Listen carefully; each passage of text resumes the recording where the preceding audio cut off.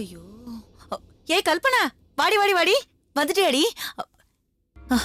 ஏடி நீ போனியே, என்ன ஆச்சுன்னு நினைச்சுக்கிட்டே இருந்தேன்டி. நீ அங்க போயிருப்ப, என்ன ஆச்சோ ஏதாச்சோன்னு யோசிச்சு யோசிச்சு எனக்கு பைத்தியமே பிடிக்கும் போல ஆயிடுச்சுடி. என்ன ஆச்சு சொல்லுடி. அம்மா நீ இவ்ளோ பேசினா நான் எப்படிமா சொல்றது? சரி சரி நான் பேசல. என்ன ஆச்சு? இவங்க டாக்டர் கிட்ட என்ன சொன்னாங்க? டாக்டர் என்ன சொன்னாரு?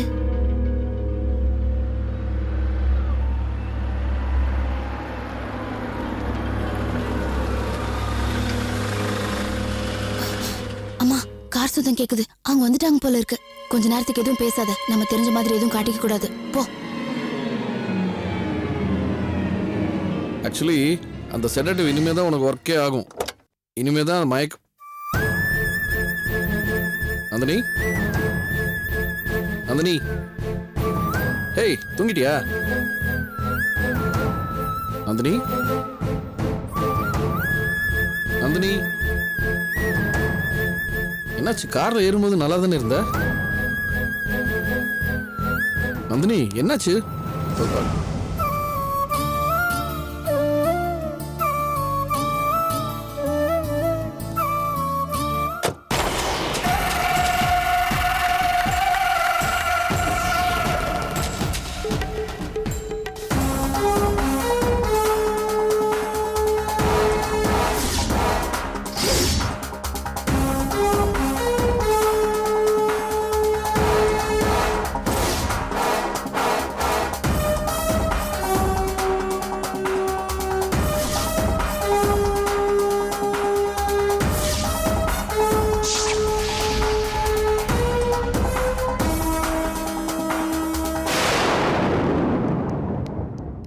என்னடி இது? ஆபரேஷன் பண்ணி கூட்டிட்டு வர மாதிரி கூட்டிட்டு வந்துட்டு இருக்கா? அம்மா கொஞ்ச நேரம் சும்மா இருக்கியா?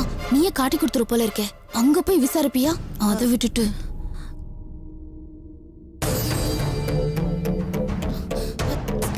ஐயோ விஸ்வா, நந்தினிக்கு என்னாச்சு?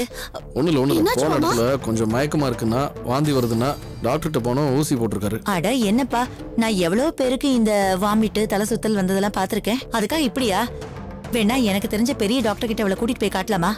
அதெல்லாம் ஒன்றும் அவசியம் இல்லத்தா, ஊசி தான் போட்டிருக்காரு. கொஞ்ச நேரம் ரெஸ்ட் எடுத்தா சரியா போயிடும். சரி அப்படின்னா இவளை ரூம்ல கூட்டிட்டு போய் படுக்க வை. நான் இவளுக்கு காஃபியோ டீயோ போட்டு கொண்டு இல்ல, வரேன். இப்ப அதெல்லாம் ஒண்ணு வேண்டாம், படுத்து ரெஸ்ட் எடுத்தாலே சரியாயிடும். அப்படிங்கறியா? ஆமா. சீக்கிரம் போங்க போங்க. கொஞ்ச நேரம் வாங்க அக்கா. பாத்தியர்மா. மெதுவா பாத்து பாத்து. மெதுவா வா.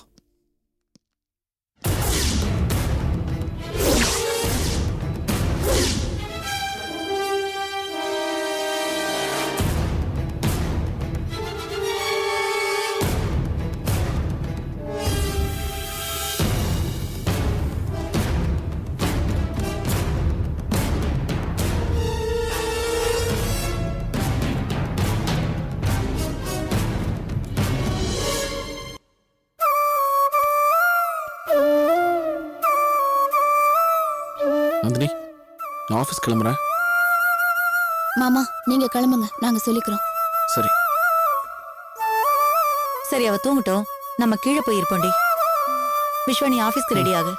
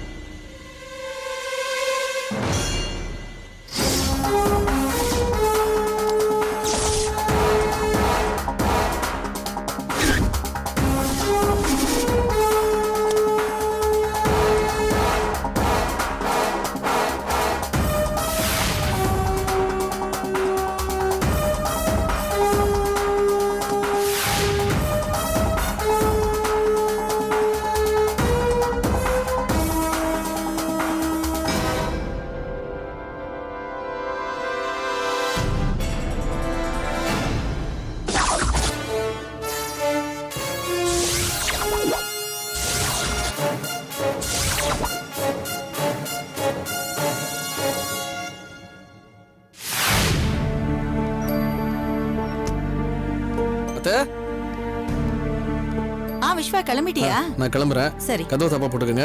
அவ எந்திரிச்ச உடனே சாப்பிடுறதுக்கு ஏதாவது கொடுங்க. சரி கொடுக்குறேன்.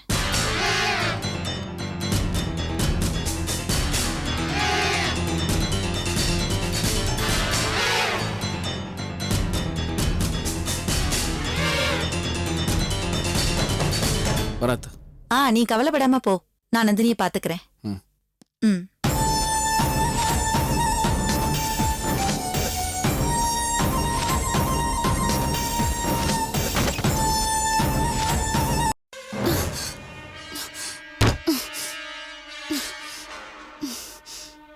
சீ, போயும் போயும் இந்த பைத்தியக்காரி நந்தினி கிட்ட போய் நம்ம தோத்து போயிட்டோமேடி. தோத்தது நம்ம இல்லம்மா, மாமா தான். அப்படி என்ன இருக்குன்னு தெரியல, அவள அவருக்கு பிடிச்சிருக்கு. அவன் ஒரு பைத்தியக்காரன். நல்ல எழுத்து நேரா போகும்போது கோண எழுத்து குறுக்க வந்த மாதிரி இவன் புத்தி கோணலா போனனால தான் இப்படி ஒரு பிரச்சனை எல்லாம் வந்திருக்கு.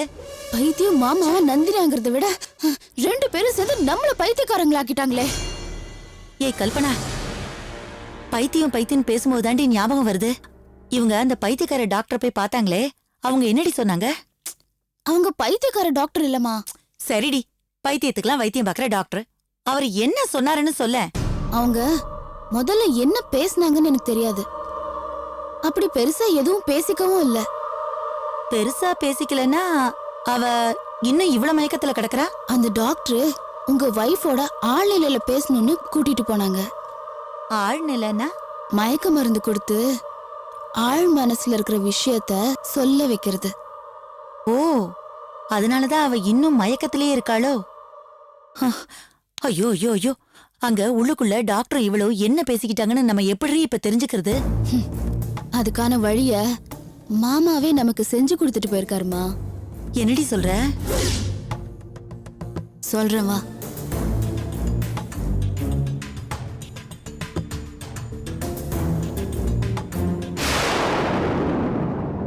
என்னடி? இருமா வரேன்.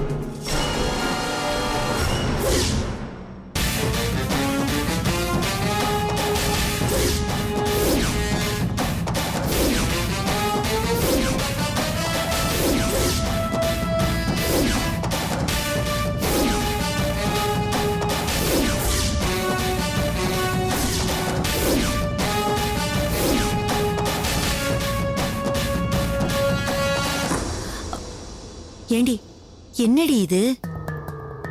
அம்மா, அந்த டாக்டர் நந்தினி கிட்ட பேசிட்டு வெளியில வந்த உடனே விஸ்வா மாமா கிட்ட இந்த கேசட்டை கொடுத்து, இதுல நந்தினி கிட்ட பேசின எல்லா டீடைல்ஸும் இருக்கு, நீங்க 2 பேரும் இத கேட்டா அதுதான் அவளுக்கு மருந்துன்னு சொன்னாரு. இதுல அப்படி என்ன இருக்கு?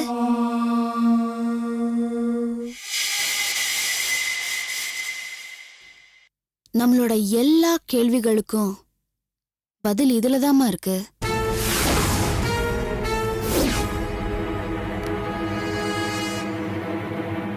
சின்ன வயசுல உங்களுக்கு பிடிச்ச விஷயங்கள், பிடிக்காத விஷயங்கள் என்னென்னன்னு உங்களால ஞாபகப்படுத்தி சொல்ல முடியுமா? எது சொல்றதுன்னு எனக்கு தெரியல. எனக்கு பட்டாம்பூச்சினா ரொம்ப பிடிக்கும். அதோட கலர் பிடிக்கும். அதோட சுதந்திரம் எனக்கு ரொம்ப பிடிக்கும். இப்படி எல்லாமே பிடிக்கும். பிடிக்காத விஷயங்களை ஞாபகப்படுத்தி சொல்லுங்க. எனக்கு பொண்ணை பிறந்தது பிடிக்கவே இல்லை. ஏன் இப்படி சொல்றீங்க? எனக்கு நினைச்சு பார்த்தாலே ரொம்ப கஷ்டமா இருக்கு. ஆம்பளைங்களுக்கு ஒரு சட்டம், பொம்பளைங்களுக்கு ஒரு சட்டம். நான் 6ஆம் கிளாஸ் படிக்கும்போது அப்பா இனிமே ஆம்பளை பசங்களோட பழக்க கூடாதுன்னு ஒரு சட்டம் போட்டாரு. அதை நான் மீறும் போது என்னை பெல்ட்டால அடிச்சாரு. அப்பா ஆரம்பிச்ச கட்டுப்பாடு நான் வேலைக்கு போக கூடாதுங்கிற வரைக்கும், ஏன் நான் யாரை கல்யாணம் பண்ணிக்கணுங்கிற வரைக்கும் தொடருது. எனக்கு மட்டும்தான் இப்படின்னு இல்லை.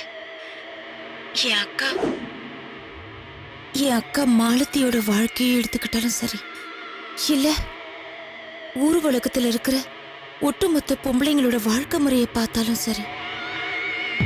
என்ன இதுல சாதாரணமா தானே இருக்கு. அவசரப்படாதம்மா, முதல்ல கேளு. இது முழுக்க முழுக்க ஆம்பளைங்களோட கட்டுப்பாட்டுல இயங்கிக்கிட்டு இருக்கு. அதனாலதான் நான் சொல்றேன், பொண்ணை பிறக்க கூடாது, பொண்ணை பிறக்கவே கூடாது. நீங்க ஒரு பக்கத்தை மட்டும்தான் பாக்குறீங்க. அதுக்கு இன்னொரு பக்கமும் இருக்கே. சாதனை பெண்கள், சரித்திர பெண்கள். அது எங்கேயோ கொஞ்சம் பேர் இருக்காங்க. ஆனா அது எல்லாருக்குமே பொருந்தாது. முயற்சி பண்றவங்க அப்படி மாறுறாங்க, வேடிக்கை பாக்குறவங்க அப்படியே இருக்காங்க. இதுல நீங்க வேடிக்கை பாக்குறவங்களா இருந்து பேசுறீங்க. முயற்சி பண்ணி பாருங்க, முடியும். ஆமா, ஒரு பர்சனலான கேள்வி கேட்கட்டுமா? கேளுங்க. உங்களுக்கு கல்யாணம் ஆயிடுச்சா? ஆயிடுச்சு. உங்களுக்குள்ள தாம்பத்திய உறவு நடந்துருச்சா? இல்ல.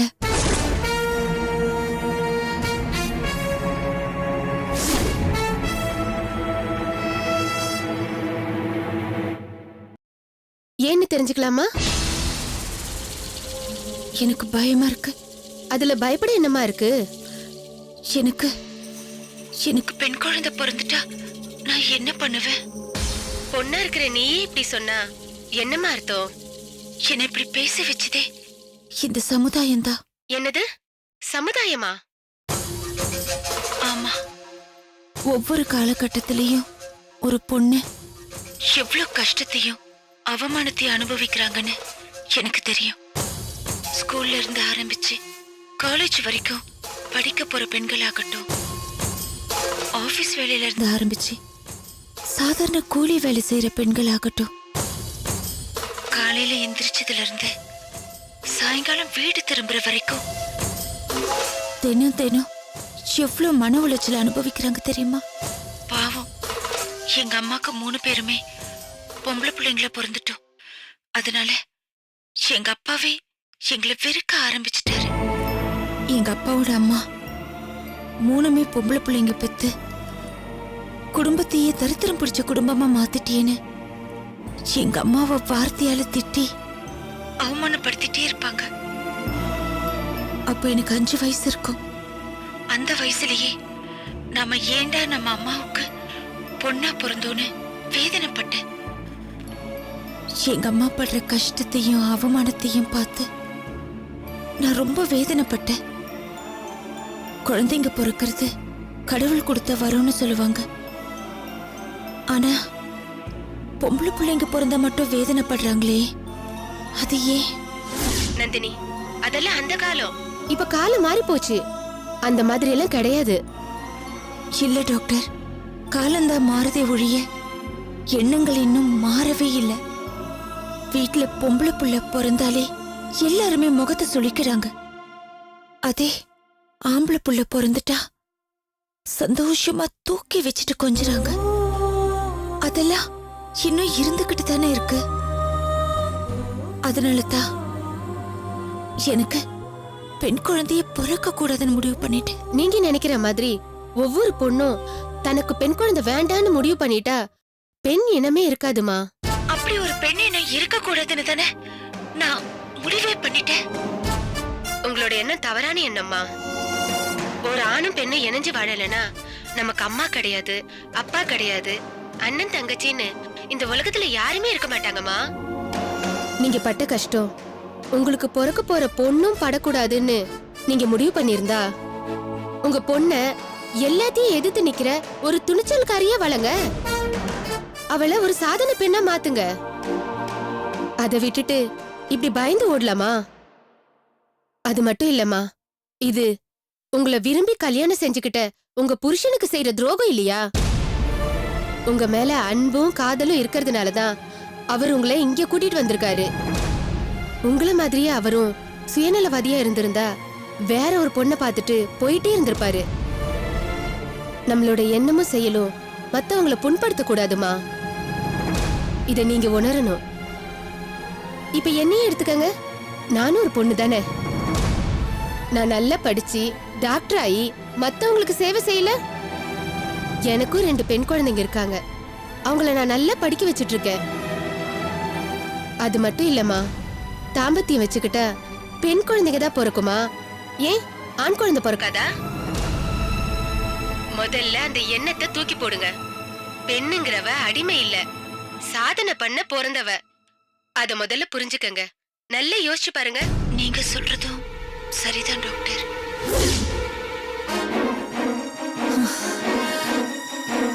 நம்ம நினைச்ச மாதிரியே இப்ப வரைக்கும் அவங்க 2 பேரும் புருஷன் பொண்டாட்டியா நடந்துக்கல. இனிமேலும் நடந்துக்க விட்டுறக்கூடாது. இத வச்சே அவங்க 2 பேரையும் நம்ம பிரிச்சிடணும். எப்படிமா? ஏண்டி, இப்போ நீ இந்த டாக்டர் சொன்னதை கேட்கல? நீ என்ன சொல்ற? உன் புருஷன் நல்லவனா இருக்கிறதுனாலதான் அவன் இன்னொரு பொண்ணை தேடி போகாம இருக்கான்னு சொன்னாங்கல்ல? ஆமா. அவனை இன்னொரு பொண்ணை தேடி போக வைக்கணும். அவங்க 2 பேரையும் பைத்தியம்னு சொல்லிட்டு இப்ப நீ பைத்தியம் மாதிரி பேசிட்டு இருக்க. அடி பைத்தியமே, அந்த வேற பொண்ணு நீதாண்டி.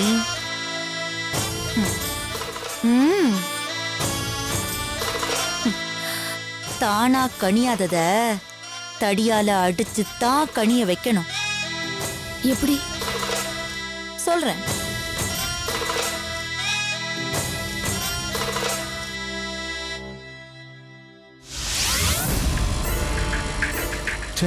கையில ₹1 கூட இல்ல. ஒரு டீ குடிக்கிறதுக்கு கூட வழி இல்லாம போயிடுச்சே. எவனையாவது ஆட்டையை போட்டு டீயை குடிச்சிட வேண்டியதுதான்.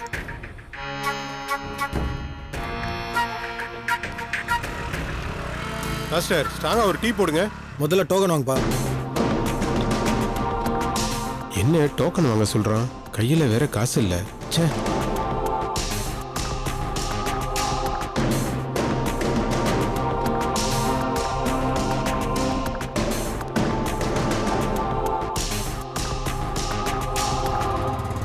நீங்க 2 பேரும் கிளம்பி வாங்க, சேர்ந்து போலாம். புரியுதா? சரி சரி, நான் பாத்துக்கிறேன். முதல்ல நான் சொன்னதை கேளு. வச்சிடாத, நான் சொல்றதை கேளு. வச்சிடாதம்மா, நான் சொல்றேன். என்னவே வச்சிடாதுன்னு சொல்றான், என்னன்னு சொல்ல மாட்டேங்கிறான். ஏதோ பிகர்கிட்ட ஆட்டையை போடுறான்னு நினைக்கிறேன். நான் சொல்றதை கொஞ்சம் கேளுமா. உங்க அக்காவுக்கு நான் லவ் லெட்டர் கொடுக்கவே இல்ல. ஐயோ ப்ளீஸ்மா, நான் சொல்றது கொஞ்சம் நம்புமா. சத்தியமா நான் கொடுக்கவே இல்ல. ப்ளீஸ், நான் உன்னை கெஞ்சி கேட்டுக்கிறேன், என்ன நம்புமா ப்ளீஸ். நான் சொல்றது கேளு, என்ன நம்ப மாட்டியா? என்ன பேச விடு. உங்க அக்கா பேசுறதே நீ சொல்லாத. அவ டிராமா போடுறாமா, என்ன நம்புமா. அடப்பாவி, உண்மையில கரெக்ட் பண்ற வேகத்துல பைக்ல இருக்கிற சாவி கூட எடுக்காம போயிட்டான். நான் எப்படிதான் இதை நிரூபிக்கிறதுன்னு தெரியல. லெட்டர் கொடுக்கலமா, நம்புமா. நான் சொல்றதை கேட்கவே மாட்டேங்கிற நீ.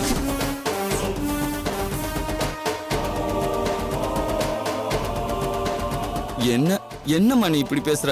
நான் சொல்றது கேளுமா. யார்ப்பா அது பைக்கை கடவாசல்ல நிறுத்திட்டு பேசிட்டு இருக்குது? பைக் எடுத்து அந்த பக்கம் ஓரமா நிறுத்த சொல்லுப்பா. நீ புரியாம ஏதோ பேசிக்கிட்டு இருக்க. நான் ஹலோ பிரதர், பைக்கை கொஞ்சம் எடுத்து ஓரமா விடுங்க. இதோ ஒரே ஒரு நிமிஷம், இதோ வந்துடுறேன். ஒரே ஒரு நிமிஷம்.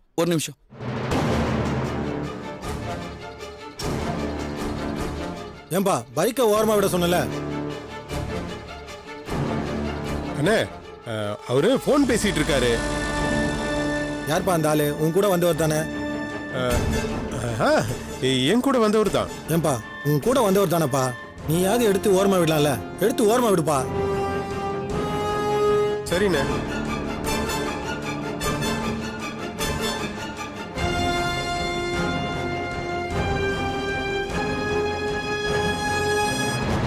தம்பி, நீ ஃபிகர் கிட்ட கடலையை போட்டுக்கிட்டு நான் உன் பைக் இன்னைக்கு ஆட்டையை போட்டுறேன்.